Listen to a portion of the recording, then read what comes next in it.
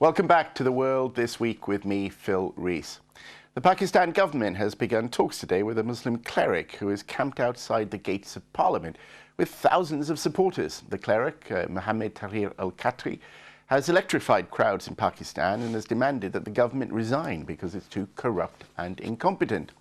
Apparently, the two sides held discussions in a bid to defuse a political crisis that erupted after Mr. Qadri led a convoy of buses carrying protesters into the capital, Islamabad, on Monday.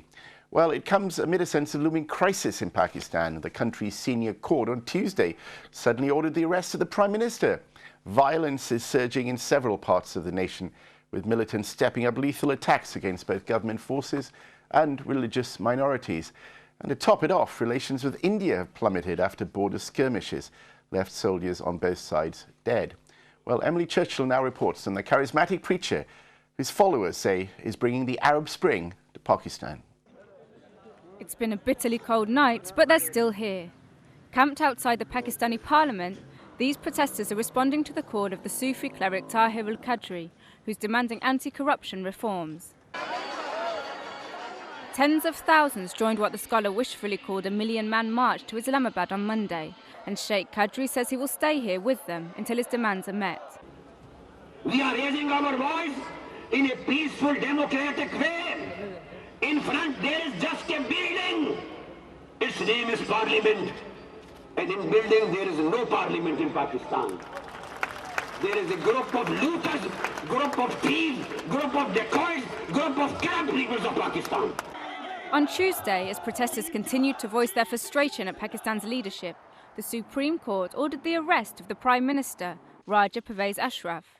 It says Ashraf has corruption charges to answer, but the timing is too much of a coincidence for some, who accuse Sheikh Qadri of cozying up with judges to plot the downfall of the government, a claim he denies. Today this has in fact primarily the nexus of establishment and Tahir-ul-Qadri has exposed, and it is proven that there was a campaign against the government, and there is a campaign against the government and the democratic process. The Sheikh, who returned to Pakistan from Canada less than a month ago, has also been accused of having army backing, a claim both Sheikh Qadri and the army deny. The government says his demand for it to resign undermines the democratic process. If it makes it as far as the upcoming elections in May, it will be the first civilian administration ever to complete a full term in Pakistan. But whatever you make of Sheikh Qadri, there's no denying his message has struck a chord with tens of thousands of people in Pakistan. They've set up a temporary home here in Islamabad, and it doesn't look like they'll be willing to move on anytime soon. Emily Churchill, Islam Channel. Thanks for that, Emily. Well, I'm very pleased today to be joined by Abbas Aziz, an executive member of Minhaj-ul-Quran, which is the movement led by Sheikh Qadri. We also have Dr. Adnan Naseemullah, a fellow in comparative politics at the London School of Economics. Finally, on the phone, we have Hassan, the president of the Pakistan People's Party here in the UK. Thank you, gentlemen.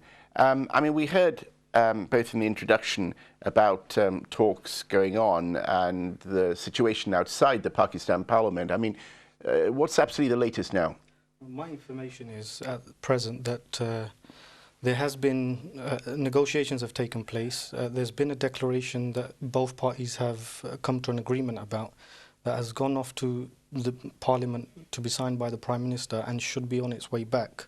And then it will be announced. The content I'm not sure of at the moment, but very positive signs at the moment. Well, so you mean that the crisis might be diffused, but what concessions do you think the government might make? What are the likely concessions? At the moment, I can't say because there hasn't been any reports of the negotiations. It's been very intense. It's been closed door. So I'm just waiting, like everybody else is, for the content. And when do we expect that to come out? I'm not sure. It's gone to the Parliament. It'll be back when the Prime Minister signs it. So anytime soon. Dr. Adnan Naseemullah, it's a fair point, isn't it? Looters, thieves, dacoits. Pakistan government and perhaps the political classes have really, not really shone very well in recent years. And here we have somebody who's maybe breaking the hold that they have on the power. Is that fair? Well, I would say certainly that the politicians, the elected representatives in Pakistan are not necessarily not also the power elite in the country and the ones who have landed power, political, economic power, political power that I'm sure is being used in interests other than the public good. Now, at the same time, I think that the problem... You mean they're stealing the money, you mean? Well, yes. I'm an academic. I have to be a little softer on those terms. But I think that one of the concerns is that to achieve greater democracy by anti-democratic means, at least undemocratic means. I mean, Qadri is not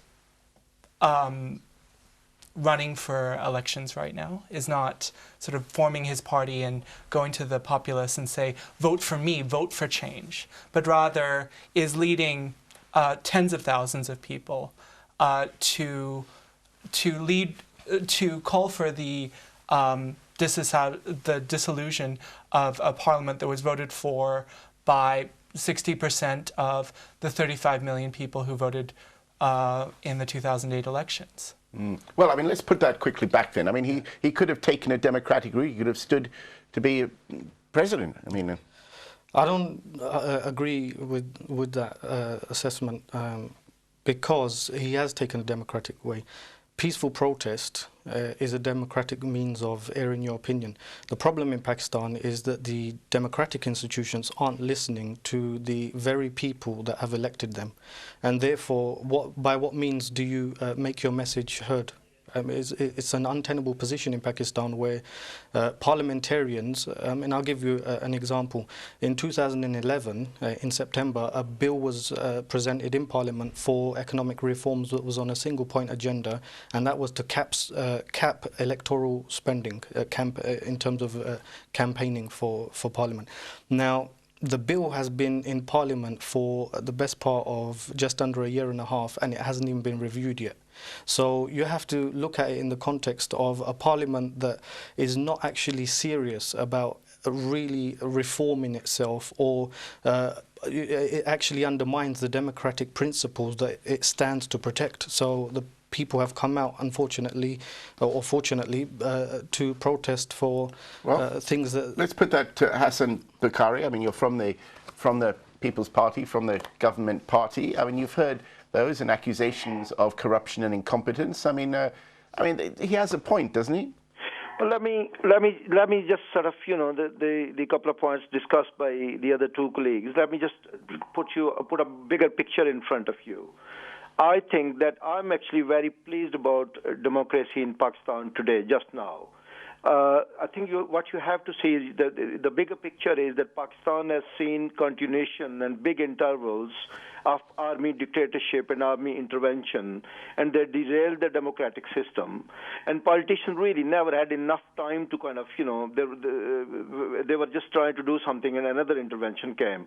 This is the first democratically elected government in Pakistan which actually has completed its tenure, and there is a possibility of a democratic handover to another elected government. That's number one. Number two, it's a coalition government, and there are big blocks in the coalition government. It's not easy to actually... We in Britain have got two here, and that they find it very difficult. But here in Pakistan, it's about 4 or 5 different political partners who are actually in the government. Now, if you take the last 2-3 days, what's happened in Pakistan, and that's what gives me big hope in Pakistan. We had crisis in Quetta, Balochistan, after the massacre by terrorists of Shia community. That government actually resolved that democratically and, to their satisfaction. Government listens, government talks, government discusses. With Tahir-ul-Qadri's demonstration just now, we know that they have actually agreed on a certain points, and the hints we are getting is that Dr. Qadri has actually withdrawn some demands, for example, the dissolution of assemblies, but also government have given in little bit that, when they have they choose the new interim prime minister, Dr. Qadri will also be involved in discussions and consultation. There is maybe a little bit also compromise on the formation of electoral commission. So what I'm trying to say is that this is the beauty of democracy, that there has not been a single fire shot. There's not been any one piece, anybody's not been. I mean, certain pundits were saying that the government should have taken a tough action and this and that. I agree with Dr. Naseem, actually, that the manner in which Dr. Qadri chose to put his demands, I think he cornered himself, and there were children and women for the last 3 days sitting in a dire cold. And I think today he said it's the last day, because obviously this could have not carried on. But it has been resolved. Government have given him a way out to back out, which is good. Dr. Qadri is a scholar. I do respect Dr. Qadri on a number of his stance, for example, on terrorism, on the sectarian sort of issues also. He's quite liberal. But I think on this one, he's probably was eating more than he could swallow. But nevertheless... Do you agree then with the arrest of your Prime Minister earlier in the week, and the fact that your President then is fearing for his own arrest and left the country? I mean, do you think that's democracy at work? I think what we have to understand is that Pakistan is going through a transitional period, in my opinion. All our institutions, including judiciary, political parties, we're all going through a transitional period, and I think that they still need to go some way to get to that maturity. And we want to see continuation of elections, 2 or 3 sort of terms being served, and democracy working in Pakistan. Judiciary, media, they're all going through a transitional period. They all do excesses. Judiciary at the moment is very proactive in Pakistan. The current Chief Justice, seems sometime, I think, goes beyond his brief and does things. I mean, yesterday, for example, when he issued that order of Prime Minister's arrest, everybody was questioning the timing of it, because this case has been in the court for months and months. So do you think that the Chief Justice, Iftikhar Chowdhury, was in any sense coordinating events with Sheikh Qadri? So I'm not saying that. I'm not accusing him, but I think his timing was highly questionable. When there are crises going on in the country, because judiciary role, if you look at judiciary role in other countries, judiciary role is to give justice, but also act in the in the interest of the country as a whole. And I think that sometimes the way our judiciary behaves, I mean, we've got thousands of cases pending in the courts. There's a big corruption going on in the courts themselves. He's not been able to resolve his own institution, yet he sometimes, goes for the cases which are high-profile cases. Media picks quickly, so there is, I think, judiciary. But I think I'm very hopeful. Actually, I think that these institutions will strengthen with the passage of time. We need to let them work. Okay, thank you for that. Stay with us. Thank you, Hassan Bukhari. I mean, Abbas, Aziz, yeah, well, indeed. I mean, come to you now. But I mean, in that sense, actually, things are ticking over quite well. And in fact, Dr. Qadri is part of this wider democratic process. Can I just come back to a couple of things that the brother mentioned? Yeah. Number one, firstly, I think biting off more than he can chew or swallow is probably over-exaggerated. The situation is that Parliament wasn't able to account itself. Now, the Parliament should have accounted itself. Dr. Qadri has actually very successfully promoted accountability in terms of governance in Pakistan. So I don't think there's a case of he's bitten off more than he can chew. He's actually done Pakistan an enormous amount of good. In addition to that, the reports I've seen in the media suggest that this is an unprecedented event in Pakistan's history. So the magnitude of the event, the fact that these people have protested peacefully, and the other thing is that a lot of terrorist threats against Dr. Qadri, a lot being mentioned by the Interior Federal Minister and the Federal Interior Minister, and none of it materialized. Additionally, if you see the position of another Federal Minister, Kamaruzman Qaida, yesterday his position was to mock Dr. Qadri and not take him seriously. Today his position is that he's in a delegation that is negotiating with Dr. Qadri. So I don't think it's a case of having bitten off more than he could chew. He's actually done democracy a great service in Pakistan. If we can look at, though, different sort of movements against sort of corruption, and actually the obvious comparison would be the Pakistan Tehreek-e-Insaf, the Imran Khan movement, in which in fact he brought out about 10 times as many people to a rally in Lahore fairly recently. I think that the concern, and I was in Islamabad just yesterday actually, and I think that one of the things that that scared me somewhat about Qadri's own words, both in Urdu and in English, that was on the TV sort of cycling, is all of these references to martyrdom, to standing up and bearing chests for the bullets, and the sort of, there's a sort of an edge that I think existed in between a kind of a very legitimate civil society protest and something that was a little bit, I can't quite describe it, but it was sort of on the other side of that was, I think, of huge concern to a lot of people in the country in terms of challenging the government on the streets, not in terms of the ballot box.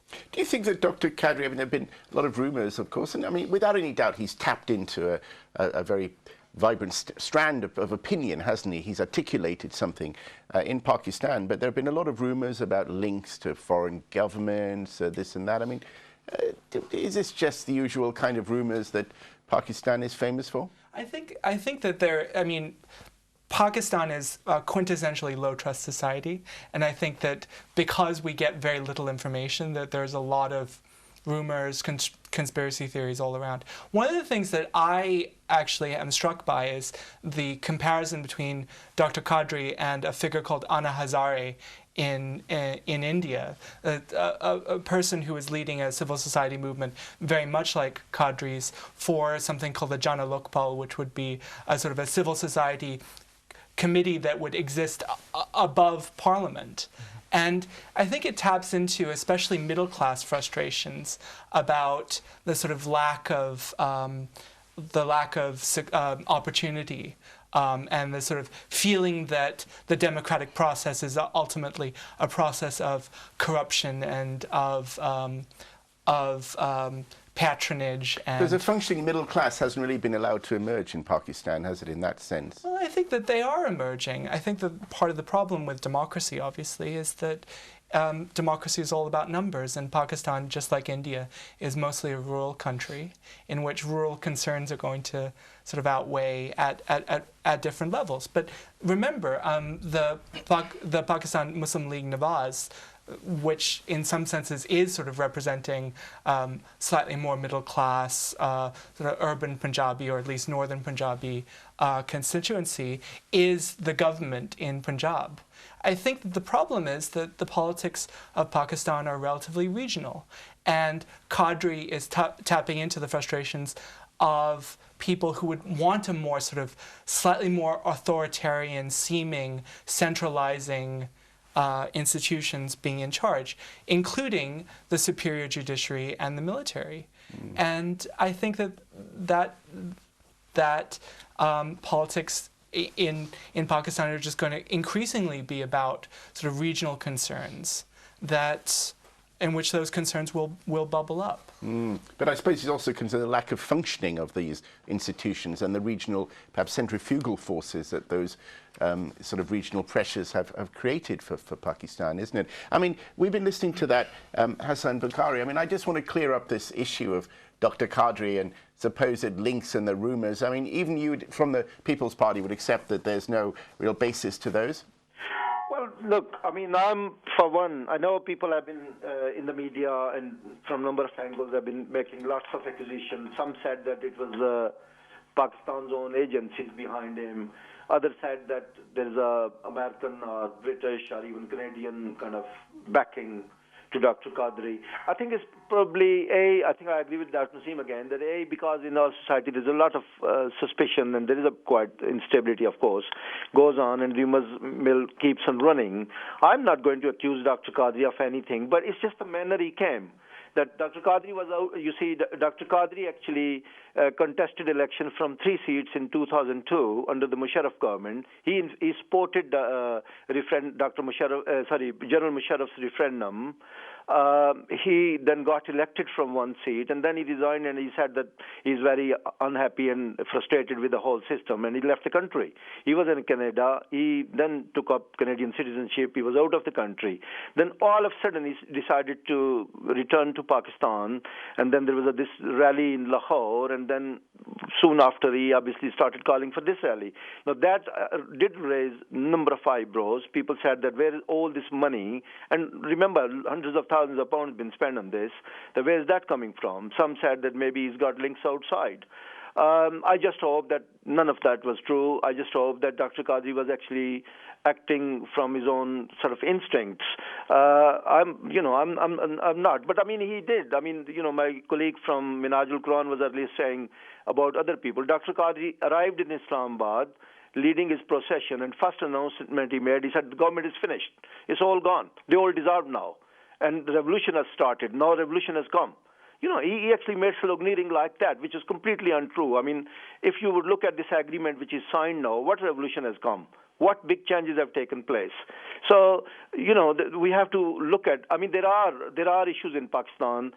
We got extreme poverty, we got extreme unemployment. Feudalism is another big problem in Pakistan, big land holdings. Our neighbor India actually dealt with that soon after independence.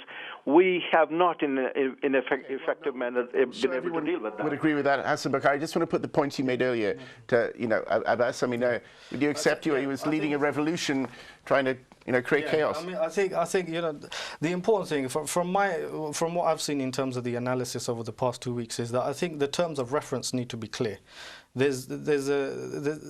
People aren't clear in terms of the terms of reference used. Dr. Qadri never said a revolution in the sense that people normally take from a term such as revolution. He was talking about democratic revolution, i.e. to strengthen the democratic institutions. I think he's been very successful because he's actually, and credit actually goes to the government. I think where credit is due, people should be big enough to say so. And I think for the government to send a delegation to Dr. Qadri and for them to negotiate and come to an agreement is a good sign for democracy. But I think the revolution and some of the things that Dr. Adnan's mentioned with regards to martyrdom and stuff like that, the terms of reference are sometimes convoluted. Because many people in Britain, of course, would know Dr. Qadri from his stance, and indeed he's consulted the Home Office here in terms of de-radicalisation, and he's been associated with that side of things, and perhaps not accepting that foreign policy affects the attitude of British Muslims, and of course his well-known fatwa saying that terrorism is not something that a Muslim should do. Also, the West for many times has wanted Sufism to perhaps challenge Wahhabism in Pakistan, so it'd be the West would really quite like him to have a political role, wouldn't they? I'm not too sure if the West would like Dr. Qadri to have a political role or not. I think the more important question is, what can you deliver for the citizens of Pakistan? We're in a position in Pakistan where there's a mass energy crisis, there's no clean water, okay? The people are dying, people are committing suicide because they prefer that as opposed to undergoing the pressures that they do on a daily basis. I mean, just from the protests, some of the journalists that interviewed some of the participants in the protest, one of them asked a lady, why are you here with a small child? And she said, I'm going to die at home anyway, so I might as well come here. No, he's certainly tapped into, I'm sorry, we're coming to it, and briefly with you, I mean, he certainly has tapped into a very, very strong stream of opinion, hasn't he? No, I mean, absolutely, and I think that there's a lot of frustration in Pakistani society. I think that the problem, though, is what the solution, what sort of solutions there are, and I think that the solution that is sort of preferable for everyone, I would assume, including Dr. Qadri, is one in which the population are active enough to kind of push for change and push for the greater capacity of the state to actually do the things that the state is supposed to do, like deliver justice and perhaps he has social goods. Made perhaps more people aware of the elections and perhaps maybe increased participation. Now we're coming to an end. Okay, thank you. I'm afraid that's all we've got time for, but don't switch off, because coming up next is your chance to have your say on events in both Pakistan and Mali, on your views on the news. A big thank you to everyone here, our production team, but to you at home for watching. Next week we'll be back with another look behind the global headlines on the world this week. Assalamu alaikum.